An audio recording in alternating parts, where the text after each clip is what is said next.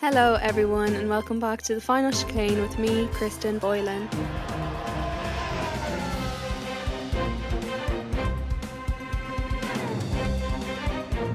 Welcome everyone to the Saudi Arabia Grand Prix review in Jeddah. It is the second race week of the season and so it is my second race review. I know last week I started my first video podcast. Usually there's no video to this, but I decided to give it another go this week because I liked how it turned out last week. The mistake I did make though was I didn't realise if you're listening on Apple Music you couldn't see me. So if you want, there will be a video version of this podcast on Spotify and YouTube. I'm also trying a new microphone this week. My other microphone you can see in the background there, but this one is more like mobile. The other one is more expensive, but this one is just a bit more mobile, so I thought I'd try it out this week and see how it goes. So if you notice a considerable difference, for better or worse, let me know and I'll adjust. So before we start to discuss the Saudi Arabia Grand Prix, as always, I'm going to start the riddle of the week. Last week, the answer was Charles Leclerc, if you missed it. So this week, I thought it was best if I did a riddle that challenged you a bit more and a riddle that I can give you a bit of information about last week, because obviously I didn't really want to give too much information about Charles because we already know.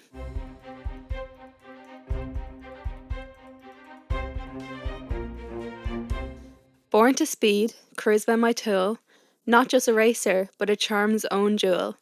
76 witnessed a fierce contest unfold. Two drivers clashed, our stories told. My rival with Lauda was one of the best. A contract clause forced me to be well dressed. Post my racing chapter, a voice on the airways. In commentary, my legacy paves. So who's that? Obviously, if you know, you can rush to the comment section of this video to comment it below, or any of my social medias. I always post the riddle of the week. Okay, let's get into reviewing the Saudi Arabia Grand Prix. Obviously, the Grand Prix was in Jeddah this week. It is one of the fastest street circuits and one of the longest actually on the calendar. And it's notable as quite a dangerous track. There is a 100% track record of safety cars in the race, and that has continued on another year. So obviously there's a few sort of media sections and race sections that I talk about in my race review. So I'm going to start with the media because the biggest media point this week was in relation to some of the drivers' reactions to being asked sort of about the noise going on in the paddock and basically all of the controversies that's going on in the paddock. A few of the drivers had maybe a less favourable answer to being asked this on media day. A lot of them acknowledged, and although for a lot of them it wasn't mentioned, the Red Bull situation, the Christian Horner situation wasn't mentioned, it was quite evident that was what the interviewers were referring to. A lot of them referred to it as noise, distractions, I just want to race, whatever, which obviously caused quite a bit of controversy. It's, in my opinion, this is a hard one because, I mean, first of all, a lot of the questions were framed in a way that mentioned noise. A lot of the interviewers were like, with all the noise in the paddock right now. And then a lot of it, you know, the interview question was cut off, so it just looked like the drivers were the one to describe it as noise. My take on it is that, first of all, it's a private investigation that was made public because of the nature of the sport, because of the nature of the claim, which was expected. But we also don't know everything about the investigation, and every opinion that we have is what we believe and what we choose to believe out of everything that comes out online. I'm not going to say where my opinion is, but I think I have quite a similar opinion on it as most people. But it's a very different story for the drivers who work in the paddock, who have contracts, especially the drivers with ties to Red Bull. The case was dismissed. If you agree, if you don't agree, it doesn't matter, but the case was dismissed. As of now, it's not ongoing right now, even though there is a chance of reappeal. And I think with the case being dismissed, you can't expect drivers to speak negatively on Christian Horner or Red Bull. Even if they think that, they wouldn't be allowed to say that. That's my take on it. I think the better answer would have been no comment rather than referring to it as noise and distraction. Do I think that they are bad people because of their answer? No. Do I think they're sexist, misogynistic? No. I think that was just a poor answer. I think maybe they need to be media trained again. I mean, I think the correct response, as I said, no comment, or we all just want the sport to be a place where everyone feels safe in it. But I also understand some part of it because it's a dismissed investigation and they all work in Formula One. They all had quite similar answers, which I think might suggest that their PR was sort of given a standard brief to brief the drivers with, if that makes sense. Obviously, I don't know, I don't work in Formula One PR, but that's just my take on it. It's also made me realise that there is a lot of selective activism in the fandom because a lot of the drivers made similar comments, but you'll notice some of them were getting a lot more hate than others, especially like because a lot of the comments were coming out not at the same time, so you would see all these fans of one driver attack another driver, and then it came out that their driver said that, and silence, or else they'd be like, oh, but he didn't mean it like that, or they'd look up, they'd do everything to come up with an excuse as to why, why they didn't do anything wrong. So I think as a fandom, that's something everyone needs to work on. Collective activism, it's hard because do you actually care about what's going on, or have you used this as an excuse to load up the hate train against a certain driver? It's quite disappointing to see in the fandom, I think. I think in times like these, the fandoms need to be unified in what's going on and in what is such a toxic place that the sport is in. So the fan wars need to come to an end for me. The hypocrisy is crazy in the fandom right now. Yeah, it's a very hateful place, the fandom. I might need to do another fandom episode because I feel like I didn't rant enough in the last one. Okay, we'll talk about the actual racing, will we? Again, I said this on my TikTok already, but I was in college for the first day of practice sessions, so I was watching them this time, but I hadn't any sound, so I didn't actually know what was going on. They seemed quite clean, a bit cleaner than usual, I think. Maybe I'm wrong saying that, I'm not sure. Obviously, the biggest news of the weekend was Carlos Sainz getting appendicitis and Ollie Bearman having to step in for him. Thank God everything is good with Carlos. I know Alex had some complications when he was getting his appendix out, but Carlos is fine. He was actually at the track on Sunday, just watching, supporting Ollie and Charles. I'll obviously talk a bit more about Ollie later, but we'll just talk about the start of the weekend first. So yeah, I can't comment too much on practice sessions because I didn't really watch them. Australia, quite an early one. I'll let you know how we do with practice sessions. Don't hold any expectations for me though. Quali.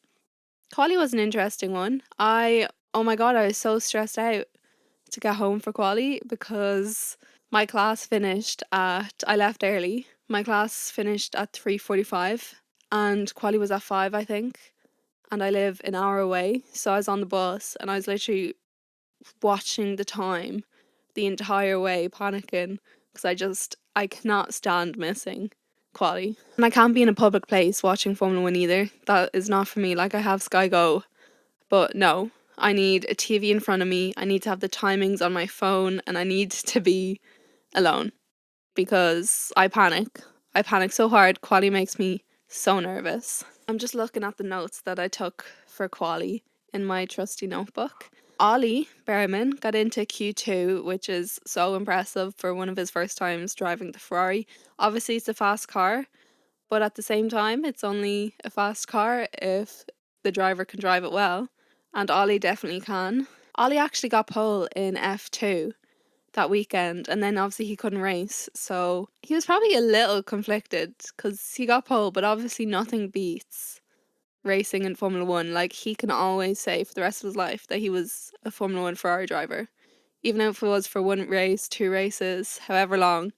And I mean, judging by this weekend, I don't think it will be the last time we see him in Formula One. So quali was a little surprising, a little not surprising, obviously, with the top 3. So yeah, top 3, Verstappen, Leclerc, Perez. Very close margins there. Not too surprising, I think. So my quali predictions were Max P1, Charles P2, George P3, Lando P4, Oscar P5, Perez P6, Lewis P7, Alonso P8, Yuki P9, and Stroll P10.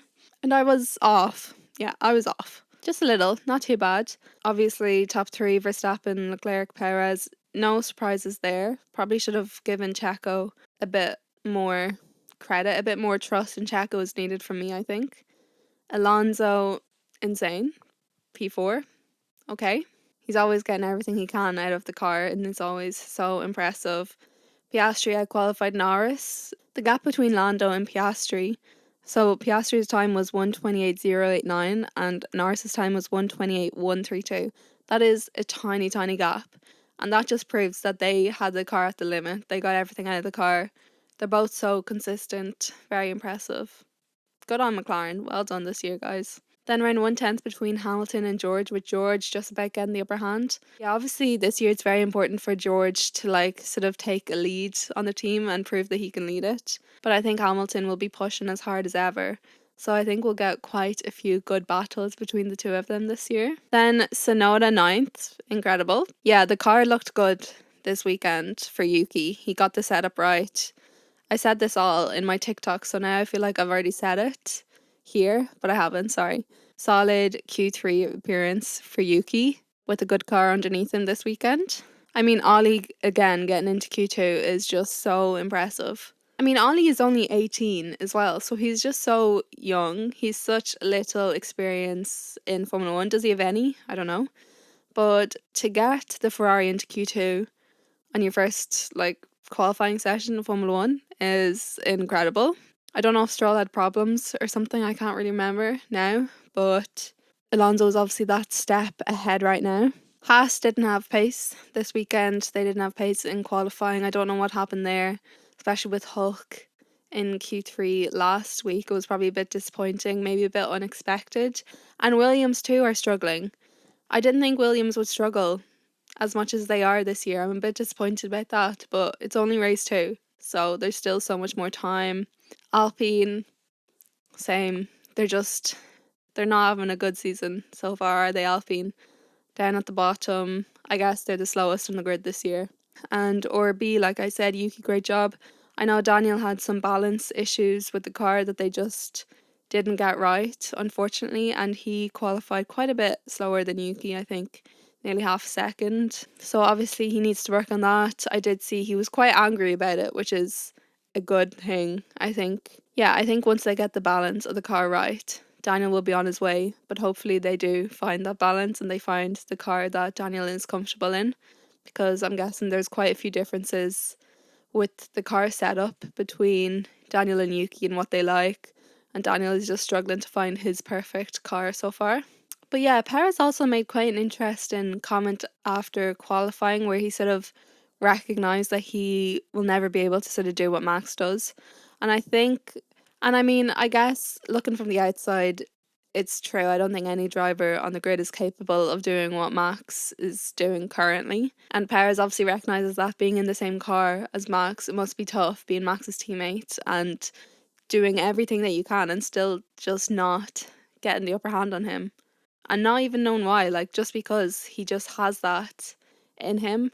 But Perez, he had a good weekend, qualifying P3 and he looked strong all weekend. So good job, Perez. Keep at it. Back to Daniel, actually. I think it was on the drivers' parade before the race. Daniel mentioned that, yeah, he could have a good race basically, but the car was in Parc Fermé or under Parc Fermé conditions, meaning that they can't do a whole lot to it. So obviously that sort of suggests to me that he knows something that he needs to change with the car, something with the setup that obviously he wasn't allowed to do for the race, which he obviously wasn't too happy about. But that also leaves me hopeful that that will change. Yeah, that leaves me hopeful for later on in the season, because obviously Australia is next. If there's one race Daniel wants to do well in this year, it is Australia. So don't write Daniel off yet, because I know everyone is, but don't. We'll move on to race day then. So, I mean, going to the grid started off a bit rough with Lando and Yuki nearly colliding in the pits. I think Lando was already driving out and Yuki came out in front of him, nearly caused a collision. And Yuki got penalised with a 5-second penalty after the race because of it, which dropped him down. And we also saw that happening with Perez, who also got a penalty during the race for impeding in the pit lane as well. I'm going to sit back a bit. to be comfortable so we can have a proper chat about this? Or is it a bad idea to hold my microphone because now I'm probably going to move away? Yeah, so obviously the start of the race, tough for Alpine, really tough for Alpine because Gasly started the race and then retired the car immediately due to a gearbox problem, which they found out on the formation lap. Like, not only is your car slow, but the car doesn't even race. You've quite a big problem there. My sister actually sent me a funny thing yesterday. She was watching the race in a bar in Enstone. And if you don't know, Enstone is where Alpine's factory is. She goes, watching the F1 at the pub on Arthur's iPad. Some guy comes up to me and he's like, how are Alpine doing? And I'm like, oh yeah, crappy as usual. And he goes, oh yeah, cool. I work for Alpine, so I was just wondering. Like, oh, imagine saying that to someone who's worked on the car, probably. But you know what? I hope he went back to the factory and figured out what was going wrong because Alpine need to get back up there. They need to get into the game. They're the back marker, you know. Visa Cash App Racing Bulls and Stake, or what are they called this weekend? Saber, because of the rules. I'll call them Saber from now on, maybe.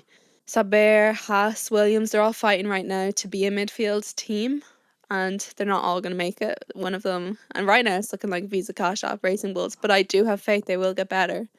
And Williams, Haas are a midfield team right now, and the other three are sort of back markers at the moment. They just keep alternating positions. I say that about Alpine. Didn't Esteban finish P13 actually, which is not bad at all. I mean, obviously it's not in the points, but it's not P. I mean, there was 2 retirements, wasn't there? That's not too bad for Esteban, you know? So there is hope. And it say 10 retirements, they'd be in the points. So keep faith, you guys. So yeah, obviously Pierre and Alpine were the first retirement of the season. Yeah, sort of had a feeling that was the way it was going. Thought it would be Logan last week, but just because of his issue. But luckily he got the car going again. So yeah, Pierre claimed first retirement. Stroll claimed second retirement with his crash. Quite a big crash actually. He went straight into the wall, but he was completely fine. He actually had a little funny moment, which is also the team radio moment of the podcast episode, where his engineer asked him if he could bring it back, and he was like, no, I'm in an effing wall. Like, obviously I can't bring it back. He didn't say that part. But I love the Stroll sauce, you know, on radio. I'm looking at my race notes here and I'm always like, what are you talking about? Because I just forget what happened sometimes. Bearman was challenging any driver he could in that race. It was so impressive. Like, usually I would expect a driver to come in and just try keep it clean, try get through the race. But no, he was like, he was calling the cars around him slow. He was challenging Yuki at the start. He overtook Yuki. So impressive, Bearman, so impressive. Driver of the day, and rightfully so, driver of the day. Lando's jump start.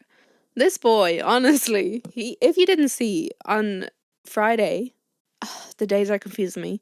After quali, he was like, oh, maybe I'll just jump the start to try get, you know, ahead of the cars that he was in front.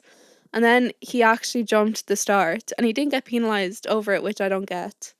Like, he jumped the start, his wheels, his tyres moved past the white line. I mean, I'm guessing he didn't gain an advantage from doing it, but like, that's still against the rules. I think he probably should have got a penalty for it. I don't understand why he didn't. I don't care that much that he didn't. It doesn't affect me. But I feel like that's a bit of an inconsistency. He didn't get a penalty because they said that him jumpstarting didn't trigger the thing that triggers when you jumpstart. But he did jumpstart, so maybe get a better trigger detector, jumpstart detector, whatever. That might cause a few problems if someone else jumpstarts and gets penalised, you know?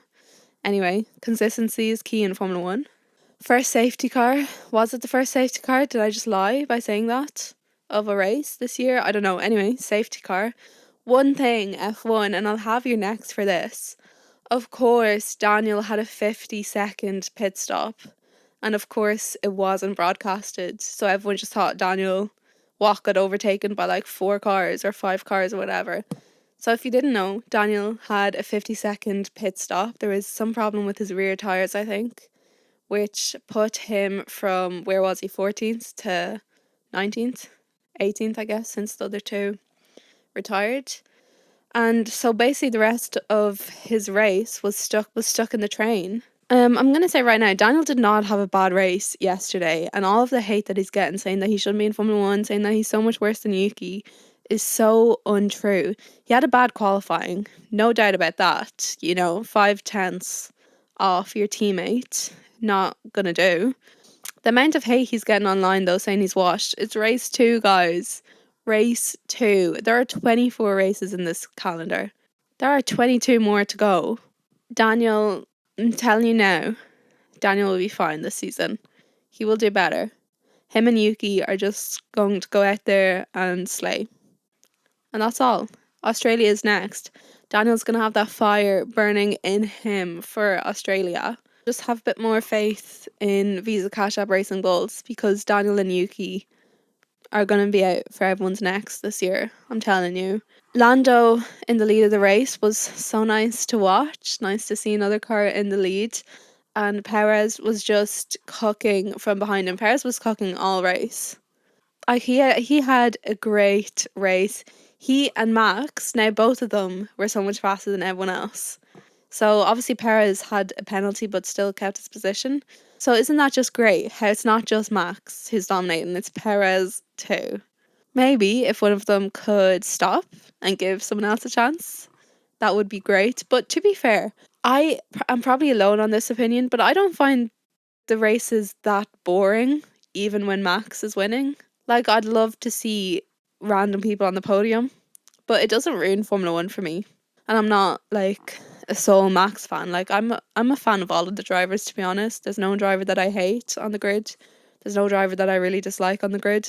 I just like watching them race. So obviously Perez got the 5-second penalty. Who did he impede in the pits? I can't remember. Was it a Haas? God, I should have wrote that down. I'm lacking here. One thing I did notice about RB was that their straight line speed was a lot better than the people they were competing against, which I think was probably just Saber. I noticed it when Daniel was overtaking Bottas. Good overtake, but it took him a while because they lost the speed in the corners and then they caught up to Saber on the straights. But that straight line speed is nothing in comparison to the better teams as well. So Saber are actually really down on that when you think of it. One thing I actually don't get about people who make podcasts, and especially video podcasts, is how they can just keep talking without cutting the video, like, at any point. Because whenever I cut this video, I'm not gonna lie, it's because I'm taking a breath, because I just run out of breath so easily. And my train of thought, no, jeepers, my train of thought is not very fast. Like, sometimes I just need to stop and think about what I'm going to say. So if anyone has any advice on how I can make a more like smooth podcast talking, then let me know. See, I'm just being honest with you right now. Magnussen holding everyone up, being a little bit of a on track terror, to be honest. He got a 20-second penalty. 20 seconds. But of course he made it work. He absolutely made it work. He was playing the team game. He slowed everyone down behind him. He made a little bit of a train. So he slowed Albon, Yuki, Daniel, Logan, and Bottas, maybe Ocon as well. Slowed them right down so that when Hulk pitted, he didn't come out into the train. He came out in front of Magnussen. So well done, Kevin. Really impressive. Someone is welcome to explain this to me, but one thing I don't understand is obviously some cars got lapped. I think potentially up from Yuki, everyone got lapped. They were still within 20 seconds of Kevin. Obviously, Kevin on the timing board went back to P18, I think, P17. But then obviously in the official race results, because those cars got lapped, he just went to the back of the grid of the cars that didn't get lapped. But to me, that doesn't make 100% sense, because the other cars were still within 20 seconds of him. Like, I know that there's a logical reason for it, obviously, because it's a Formula 1 rule. But maybe if someone wants to explain that further to me, I wouldn't mind. Sometimes I don't understand these sort of things. Yeah, one thing I noticed was that I was watching Saber's onboards, and their car makes such a weird noise. Like, I couldn't listen to it. I had to go off their onboards because I really don't like the noise that their car makes. And the other cars while the ones that I was watching on onboards weren't making that noise. And I'm not a pro on car noises, but I didn't like that. I didn't like that noise. I don't know. It was when they were braking anyway. That's when the noise was. So if they could make their car sound a bit better, I would also like that. Yuki didn't have a good race. Actually, he started P9, he finished P16 in the end. I don't know why he didn't have a good race, because the car was obviously fine in qualifying. He got overtaken by quite a few people. He actually finished one place ahead of Daniel, because I know he had a bit of a hustle with Magnussen. Magnussen got his penalty, but I also don't think that really affected Yuki's race. But yeah, I don't know what happened with Yuki. Maybe I missed something. I know he said that the car didn't feel too grippy, didn't feel too stable, but yeah, maybe long runs aren't good on Yuki's car. I guess long runs actually probably are a bit of a struggle for Yuki, because in Bahrain he was sort of slowing down, but I guess it was the strategy as well in Bahrain, so maybe not. Anyway, to be fair, P16 was it, or P17 for Daniel wasn't too bad to be right up with Yuki after his like minute long pit stop. Just a bad weekend for Visa Cash App, wasn't it? Hopefully that doesn't last too much longer. Yeah, I just wrote here Bearman GOAT, because P7 in the race, in your first ever Formula 1 race. What? Like, he got 7 points or 6 points. Like, and I guarantee you not every driver on the grid is probably going to get a point. Well, that's not a guarantee, but he's going to have a lot more points probably than some of the drivers at the end of the season potentially. So that's very impressive. And then obviously, potentially he will be racing in Australia. Potentially not. I don't know how long appendicitis takes to recover from. But to be fair, Carlos seems like he's ready to go, because he was in the paddock on Sunday, like I said. So, and I feel like F1 drivers might heal faster than other people, because they don't really seem that human to me. Joe actually didn't pit at the safety car, and he did such a great job at saving his tyres. And that's the only note I made on Joe this weekend, even though I was quite focused on his race, because I just get such good vibes from Saber that I'm just constantly rooting for them to do well.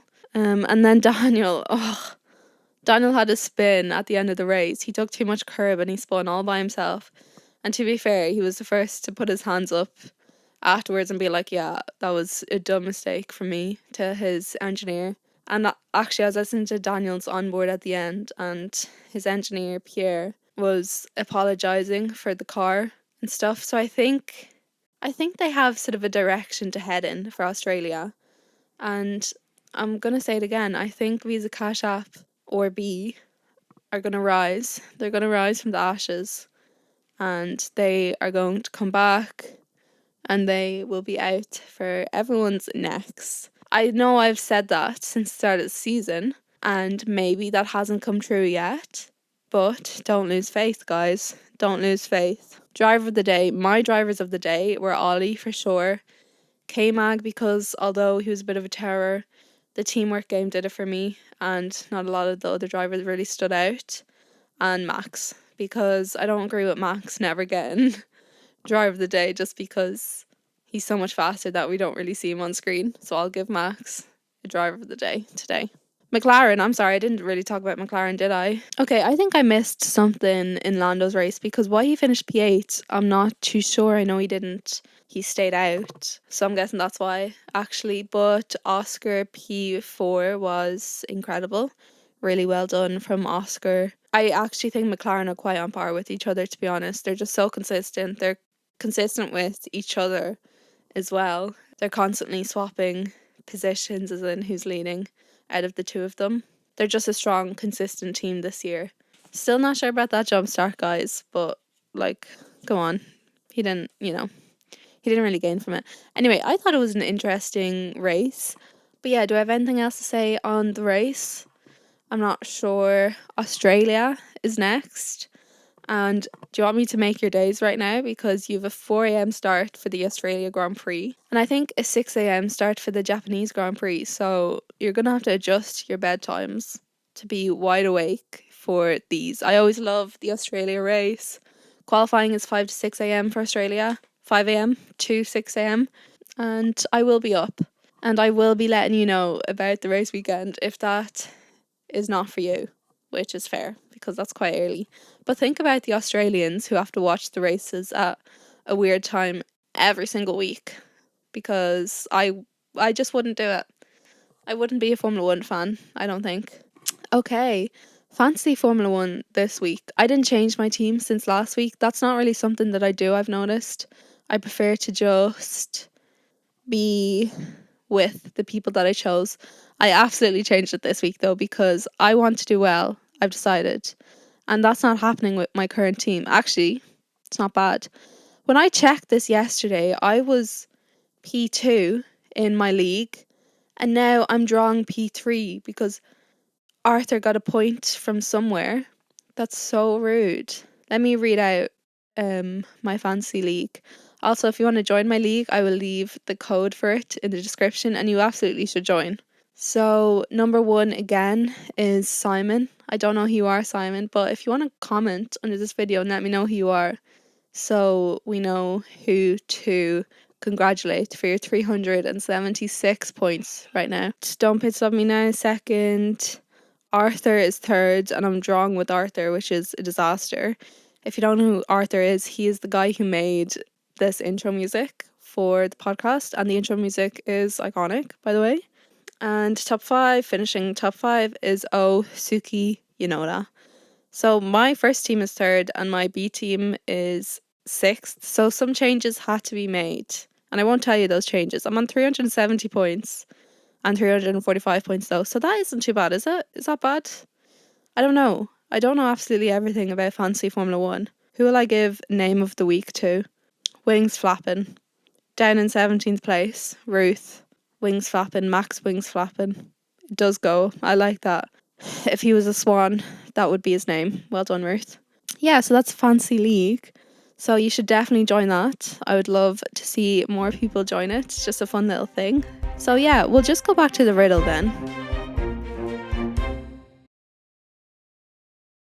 Of course, the answer is James Hunt.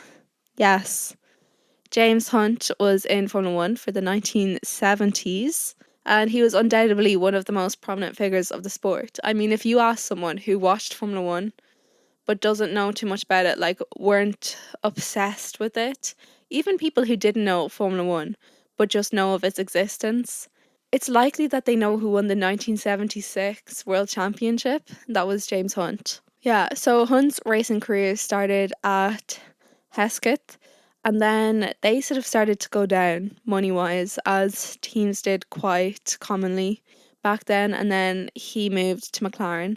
And like in the riddle, I mentioned a dress code thing. Basically, it was in his contract with McLaren that he had to be well dressed for like events. He had to wear a suit, say. But he actually didn't follow that very well in the end. Yeah, he secured one world championship in his time in Formula One. And for a driver who only, you know the way I say only, has one world championship, you can tell how prominent of a character he was with how famous he is through that one world championship. He was known, yeah, so he was known for his distinctive style, not in the way of Hamilton or Joe, more of maybe lack of style, like just a casual style. He wasn't a fan of wearing suits at all. And also, he got so nervous before races that he would often throw up before a race. He was that nervous, but on the outside, he was this very cool, charismatic guy. And that's why a lot of the reason why he was so popular was because his personality was just so appealing, I guess, to a lot of the Formula One fans back then. Yeah, so he had an extreme rivalry with Niki Lauda, which started in their F2 days. It was the 1976 championship that Niki Lauda had that huge crash in the rain, I think in Germany, where his car was set on fire and he had extreme injuries where his face was burnt. And Hunt felt a bit guilty, I'll say. Maybe not guilty, but he felt a bit bad because Lauda wanted to cancel that race and Hunt sort of pushed for it to go ahead. He was sort of making jibes at Lauda to try and get the other drivers to agree with him that the race should go ahead, and the race went ahead. Obviously, it was too dangerous to drive, which resulted in Lauda's crash. And after that, I guess, they started to develop a lot more respect for each other.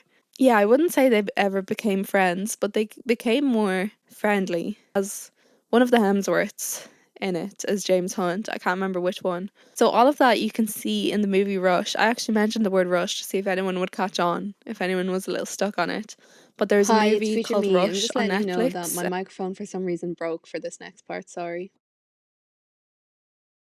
Yeah, it's a great movie and it really details the relationship or the rivalry between Hunt and Lauda.